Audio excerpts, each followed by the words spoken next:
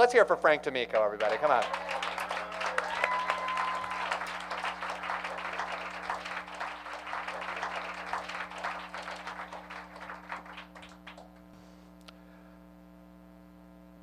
When I was 15 years old, my father had decided that it was time to pull his strings at the sheriff's office and get me my deer hunting license and get me into the woods to get my first kill.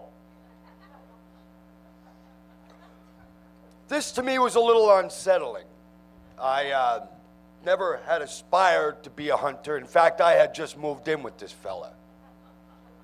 The first several years of my life, I had been living in children's homes and foster homes and other child care institutions. And when I was 12 years old, I went to live with my mom. But she ran off with a man that she met in Puerto Rico while she was vacationing. So now at 15 years old, I had to go live with this fella, Tony Damico, my dad, who I barely knew. He was a bit of a hard hat wearing, nut scratching, football watching, beer guzzling kind of outdoorsy macho man. That I learned very quickly. And though I barely knew him, in the county of Dutchess, where he's from, in the world of hunting and fishing, he is a celebrity. He is a legend. If you are interested at all in those sports, you know who Tony Damico is. And I guess now that he had a teenage son of his very own, he of course wanted me to excel in these areas, hunting and fishing. So I believe we were only a matter of days away from deer hunting season when the old man dragged my 15-year-old ass out into the backyard, where he had stacked up a couple of bales of hay and attached a target to the front of them. And then he handed me a loaded 12-gauge shotgun. I found this very unnerving. He simply told me to point the gun at the target and shoot the fucking thing. The man told me less about how to handle a 12-gauge shotgun than he might have been able to tell me about how to give a blowjob. He told me nothing. He did tell me that the safety latch was off. This much I knew. I also knew that I did have to fire this gun. So, I held the shotgun up to my head and aimed it at the big red spot in the middle. I didn't think I had to hit the bullseye. I figured if I got anywhere near the damn thing, if I hit the bales of hay, I'd be okay. But I was aiming my ass off at the bullseye. And I aimed my ass off for quite a long time, because the truth was I was quite frightened to be this close to a gun. I took my sweet ass time to fire.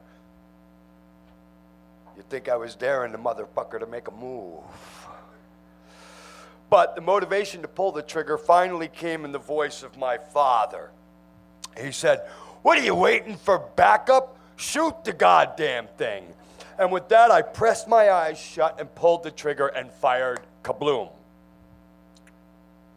Moments later, I was getting myself up off the ground, my balls up in my belly and blood trickling down my face. You see, when I fired the gun, I'd rested the scope right up against my forehead.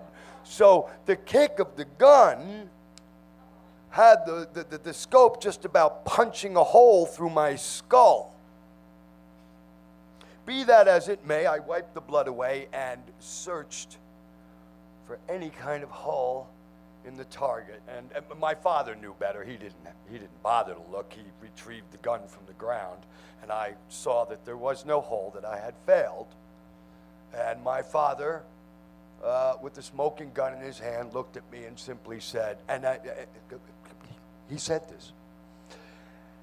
My father said, "You're one load of baby batter I should have shot down the toilet," and went into the house. Now, to my way of thinking, the idea of my going into the woods should have all ended right there. It was an absurd idea. They should all have ended right there. But my father already had 5 daughters. He had to break me, you see. He had to get me into the woods. He had to do what his brothers had done with their sons, get me into the woods and get me my first friggin' kill. And I think he was further compelled to get me to do this because that semester I broke new ground at Arlington High School by being the first boy ever to take home economics class. It was also that October that I enrolled in Roya Curie's dance studio and began to study ballet. But what really flipped my old man's homophobic lid was when I got my ear pierced. And for that I took a beating.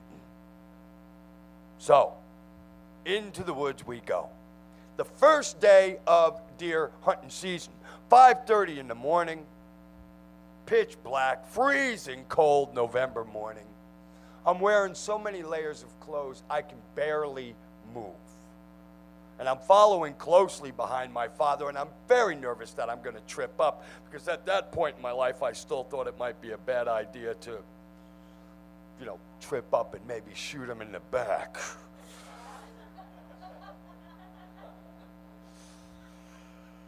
So I figure we must have been walking into the woods maybe 15, 20 minutes when my old man stopped. He bent over, he picked a little brown pellet up from the ground, and he squished it between his fingers, and he worked it nicely between his fingers, and he seemed to be overjoyed with this thing. It was as if he found a piece of gold.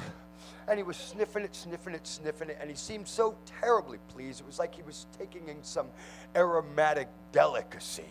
He then put it under my nose and informed me that the deer shit was fresh, and this was good. We were indeed on the trail of a deer.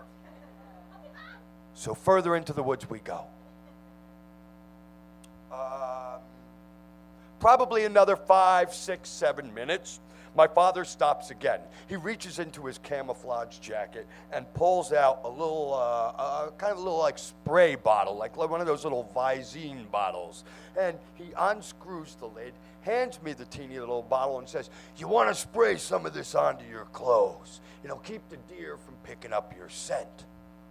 Well, I think this is a grand idea in a bottle, so I, generous with it. All over. I put some on my hunting cap, and all over myself. And of course, when I take the lid to screw it back on, I notice the label. I am spraying myself in buck piss. At 5:30 in a freezing cold November morning, I'm standing in the middle of the woods, giving myself a golden shower with buck piss. Further we go into the woods. Now the sun starts to poke through the trees, and my father finally found the spot where I am to be positioned. And he warned me not to move from this spot. He warned me that there are a lot of New York City hunters in these woods, and anything that moves, they shoot. So he easily convinced me to stay there until he came back to retrieve me. And then he walked off to his post. So I sat down, I rested the gun against the tree next to me, and I opened up my little brown bag of sandwiches that the stepmom had packed for me. I ate the sandwiches. I drank down the thermos of coffee, and I smoked a couple of cigarettes that I stole from my sister Elizabeth before I left the house that morning. All of this resulting in fucking with the bowels. But I wasn't about to take a doot in the woods. Because I knew these woods were full of idiots like me. And I wasn't about to have a squat and have anything dangling from my ass that might, from a distance, look like a tail.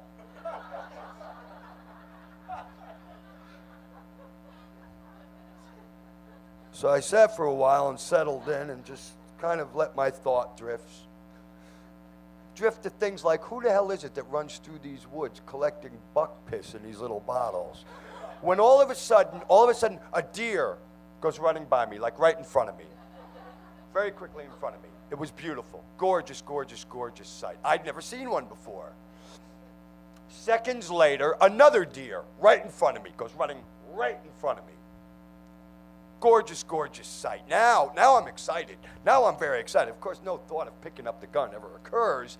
I just want to see these friggin' deer. So now I'm looking through the woods, all wide-eyed and whatnot, looking for more. And I remember the snow began to come down, and I'm just looking through the woods, you know. And then here comes another deer. But this one's not running through the woods. This one is just kind of leisurely trotting through the woods. And it is about, I would say, 10, 12 feet from me, and it stops right in front of me. And it looks at me. Just stares at me. Chilled my shit to stone, man. Magnificent, beautiful beast, a big, broad rack of antlers, and his keen brown eyes was really like taking me in, you know. And I remember being overwhelmed with this kind of like a peaceful enchantment, you know. And the only sound I could hear was like the snow falling on the dried leaves all around me, making that kind of crispy, clattery sound.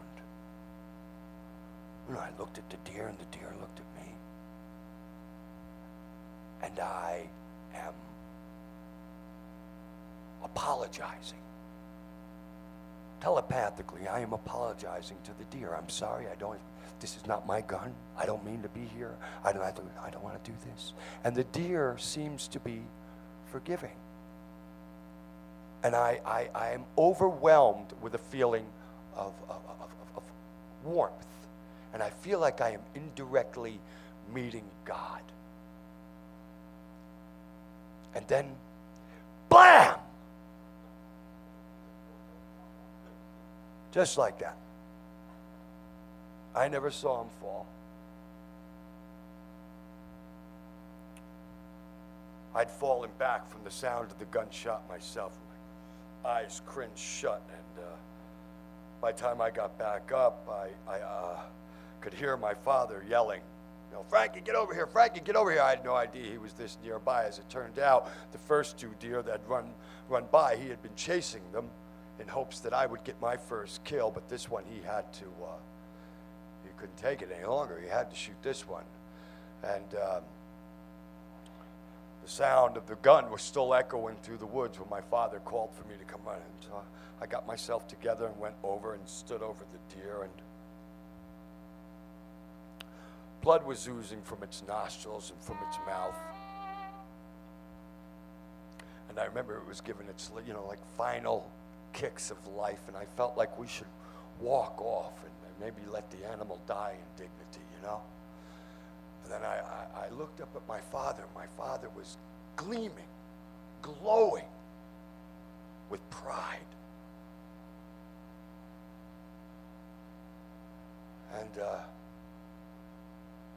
And so it was, it would become the nature of our relationship from there on in, that the proudest moments for my father would end up being usually very devastating for me, and my proudest moments would usually be very embarrassing for him. Thank you.